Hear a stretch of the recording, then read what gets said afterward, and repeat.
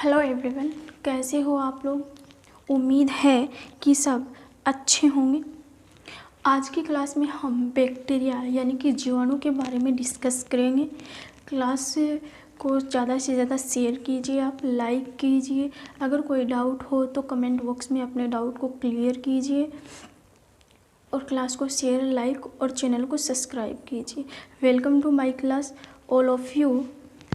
चलो आज की क्लास स्टार्ट करते हैं। बैक्टीरिया, तो बैक्टीरिया क्या होते हैं? बैक्टीरिया को हिंदी में क्या कहा जाता है? जीवाणु कहा जाता है।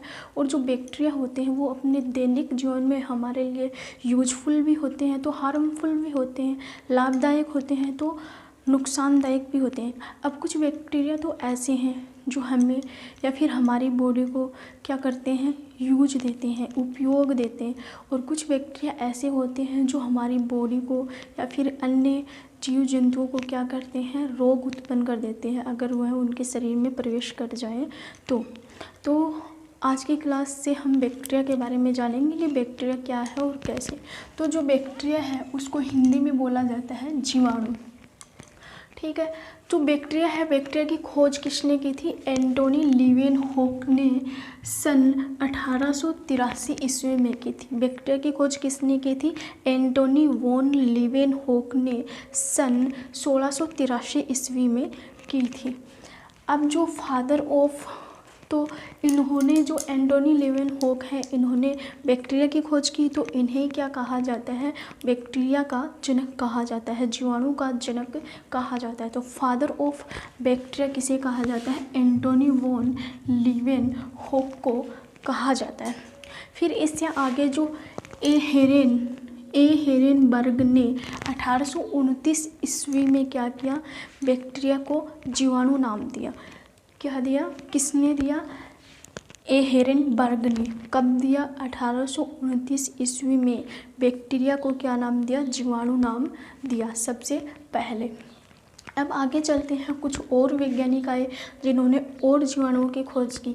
तो सन 1843 और 1910 ईस्वी में रॉबर्ट कोच ने, किसने? रॉबर्ट कोच ने कोलरा तथा तपेदिक के जीवाणुओं की खोज की। कोलरा और तपेदिक के जीवाणुओं की खोज किसने की? रॉबर्ट कोच ने। कब की? 1843 1910 ईस्वी में।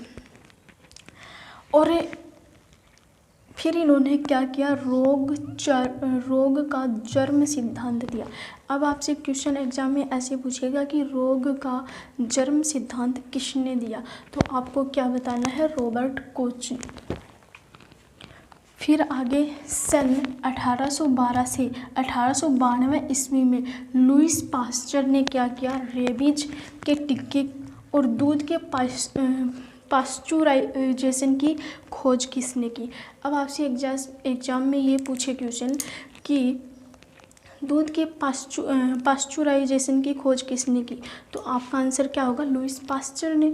और ये पूछे कि जो रेबीज का टीका है उसकी खोज किसने की, तो आपका आंसर क्या होगा? Lewis pasture. कब की?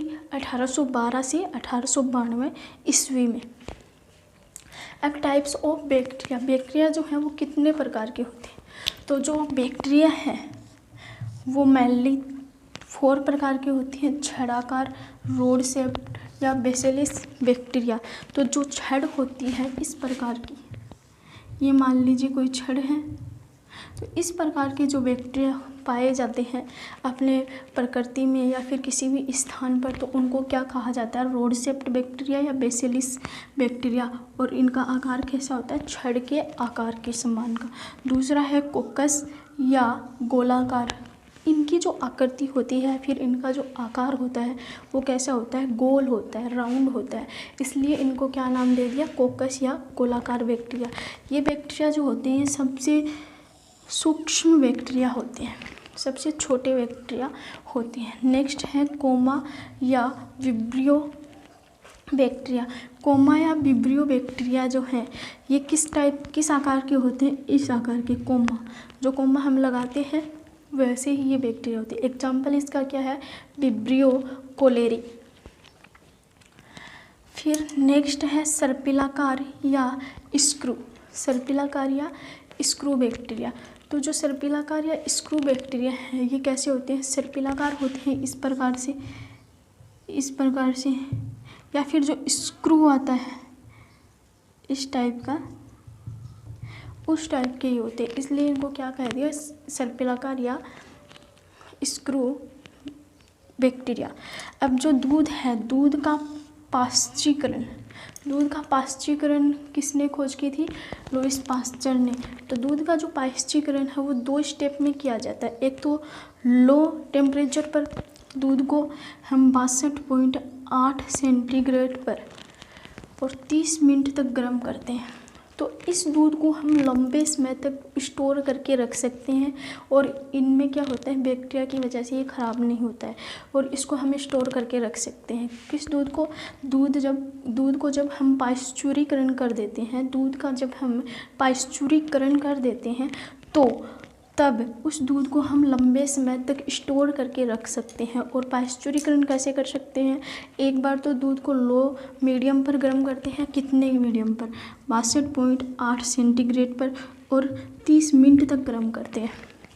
दूसरा जब हाई टेम्परेचर पर इसको गर्म करते हैं 71.7 डिग्री सेंटीग्रेड पर, इसको जब गर्म करते हैं तो 15 सेकंड तक इसे गर्म करते हैं।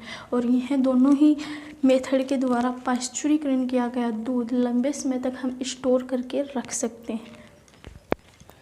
अब जो एनाबीना है, नॉन स्टॉक और जो साइनोबैक्टीरिया है वे वायुमंडल में पाए जाते हैं और वायुमंडल में जो नाइट्रोजन होती है उसका यह क्या करते हैं, स्थिरीकरण करते हैं, फिक्सेशन करते हैं।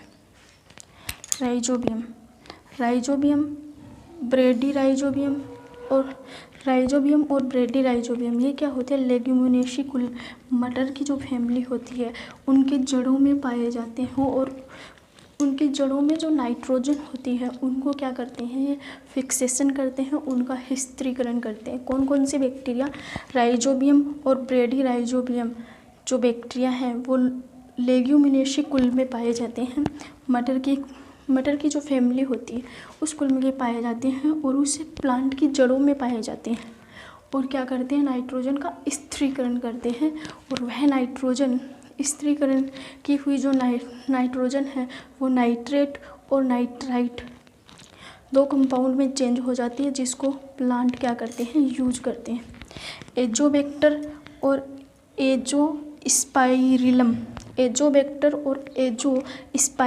तथा क्लोस्ट्रीडियम ये जो बैक्टीरिया हैं ये स्वतंत्र रूप से क्या करते हैं, मिट्टी के अंदर पाए जाते हैं और वायुमंडल ये जो नाइट्रोजन है, मिट्टी के अंदर जो वाइट नाइट्रोजन पाई जाती है उसका ये क्या करते हैं, स्थिरीकरण करते हैं। चमड़ा उद्योग में भी क्या होता है, बैक्टीरिया का यूज किया जाता है। चमड़ा उद्योग में बैक्टीरिया का यूज कैसे किया जाता है कि चमड़े को उतारने के लिए जो उसमें वसा है और जो बाल है उनका पाश्चुरीकरण करने के लिए क्या किया जाता है, बैक्टीरिया का यूज किया जाता है। और वो बैक्टीरिया क्या होते हैं, शुद्ध चमड़े को हमें प्रोवाइड कराते हैं। तो आज की क्लास यहीं तक।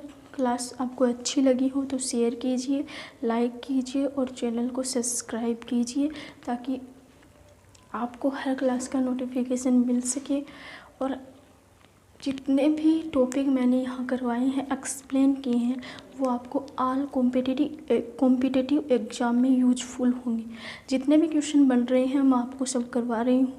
अभी तो थ्योरी पढ़ रहे हैं, फिर 1 लाइनर क्वेश्चन भी आपको करवाएंगे। Thank you.